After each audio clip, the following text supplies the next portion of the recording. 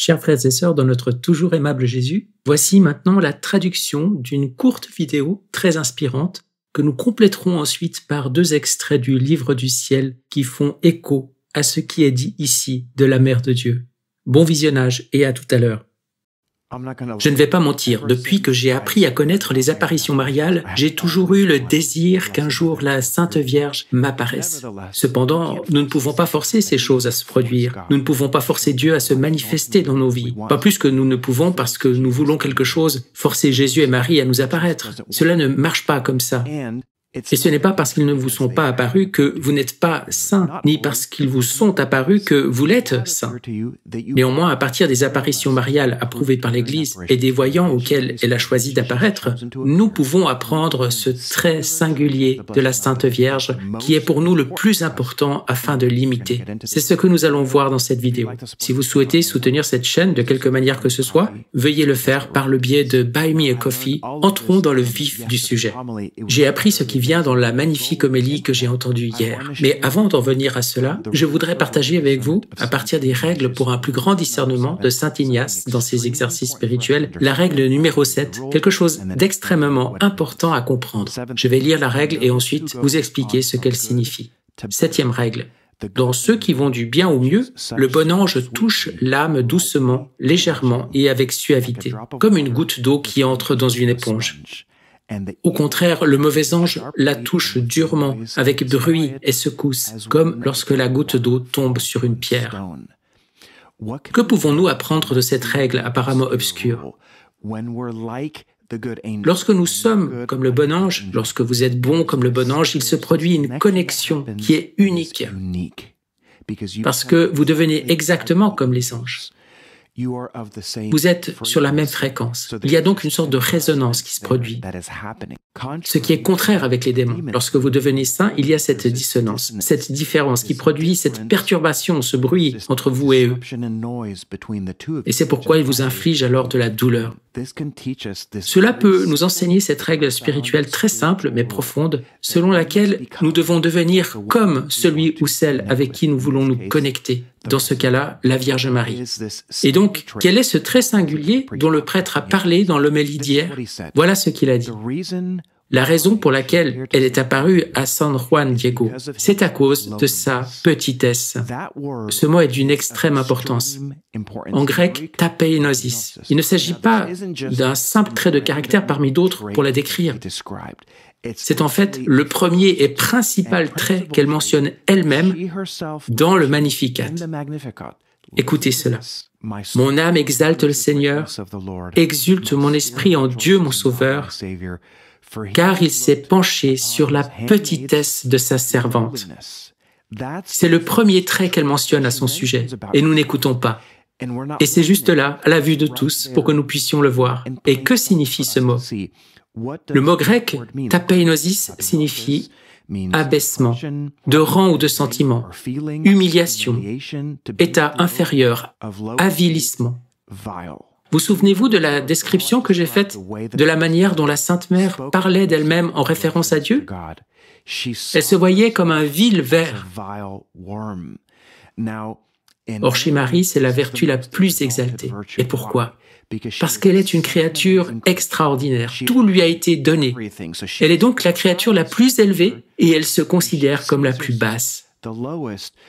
Elle est donc la plus grande créature jamais créée et pourtant elle se voit plus basse que toutes les autres créatures. Voyez-vous que cette énorme différence est précisément la raison pour laquelle cette vertu est grande chez elle. Alors que vous et moi, nous ne sommes pas si grands. Il serait donc beaucoup plus juste que nous nous considérions comme des êtres inférieurs, petits, mais nous refusons de le faire. Qu'est-ce que cela signifie d'être et de se voir ainsi si petite? Tout d'abord, je dirais que je ne sais probablement pas. Je commence à peine à le comprendre. Maintenant, on peut dire que le terme de petitesse est similaire à celui d'humilité. Mais je préfère utiliser le mot de petitesse parce que c'est le mot que Notre-Dame utilise. Et à partir de maintenant, j'aimerais que vous vous posiez la question, comment puis-je grandir en petitesse? Et dans la mesure où je grandirai en petitesse, je deviendrai comme Marie. Je résonnerai à sa fréquence et je me rapprocherai tellement d'elle que nous serons en communion, elle et moi, parce que je serai comme elle. C'est ce qui m'est venu à l'esprit lorsque j'ai réfléchi à ce que signifie être petit. C'est ce qui arrive quand on prie beaucoup et qu'on se met en présence de Dieu.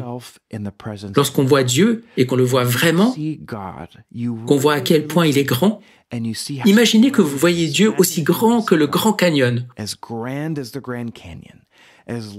aussi grand que la Terre, aussi grand que la planète Jupiter ou Saturne. Si vous voyiez sa magnificence, vous seriez en mesure de dire, par contraste, que Dieu est stupéfiant et immense et que vous n'êtes rien. Cette petitesse est ce que Marie a retenu de ses propres visions de Dieu. Elle a pu voir cette magnificence de Dieu et voir à quel point Dieu est et à quel point elle n'est pas. Nous ne pouvons donc pas atteindre cette petitesse par nous-mêmes.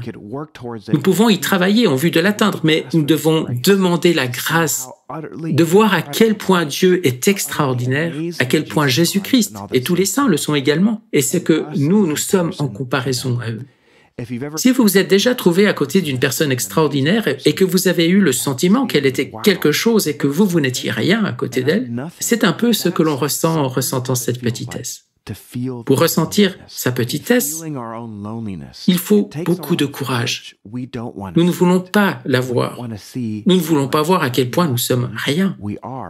Le vénérable Antoine Marguil de Jésus, patron du Texas, était connu pour dire souvent « Je ne suis rien, je suis le néant en personne ». Pour dire cela et le penser, il faut un courage extrême et une grande vulnérabilité. Nous ne voulons jamais faire cela. Nous voulons toujours dire « je suis ceci, je suis cela, je suis extraordinaire, je suis un fervent catholique, etc. » Très peu de gens, en fait, probablement personne, ne veut dire « je ne suis rien, je suis le néant en personne ». Mes amis, je veux voir Marie et, si ce n'est pas dans cette vie, au moins dans la prochaine.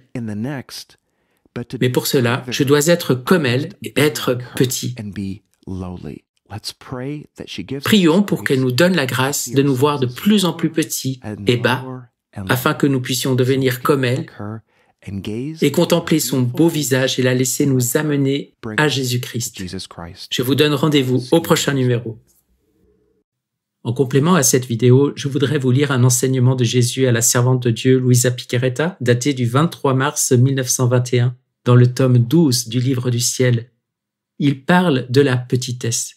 Et ce qu'il dit ici à Luisa, bien entendu, s'applique a fortiori à la Mère de Dieu, reine du royaume de la divine volonté et humble servante du Seigneur. Jésus dit à Luisa, « Ma fille, ma volonté a la vertu spéciale de rendre les âmes petites, à tel point qu'elles sentent un besoin extrême que ma volonté dirige toute leur vie. Leur petitesse devient si grande qu'elles sont incapables de faire une action ou un pas si ma volonté n'est pas derrière. Elles vivent entièrement aux dépens de ma volonté parce que leur volonté ne porte aucun bagage, soit de choses qui leur sont propres, soit d'amour de soi. Elles tiennent tout de ma volonté, et cela pas pour elles-mêmes, mais pour me le redonner. Parce qu'elles ont besoin de tout, elles vivent immergées dans ma volonté. Ma fille, j'ai fait le tour du monde bien des fois, et j'ai regardé toutes les créatures, une à une, pour trouver la plus petite. Finalement, je t'ai trouvé, toi, la plus petite de toutes. J'ai aimé ta petitesse et je t'ai choisi. Je t'ai confié à mes anges pour qu'ils veillent sur toi, pas pour te grandir, mais pour protéger ta petitesse. Maintenant, je veux commencer en toi le grand travail de l'accomplissement de ma volonté. Et tu ne te sentiras pas grandi à cause de cela. Au contraire, ma volonté te rendra plus petite encore. Et tu continueras d'être la petite fille de ton Jésus, la petite fille de ma volonté. Et le 10 novembre 1923, dans le tome 16, il parle encore à Luisa de la petitesse, et cette fois aussi directement de sa chère mère. « Ma chère petite, dit-il à Luisa, je t'ai choisie petite parce que les petits permettent qu'on fasse d'eux ce qu'on veut. Ils ne marchent pas par eux-mêmes, mais se laissent guider. Plus encore, ils ont peur de poser leurs pieds par terre par eux-mêmes.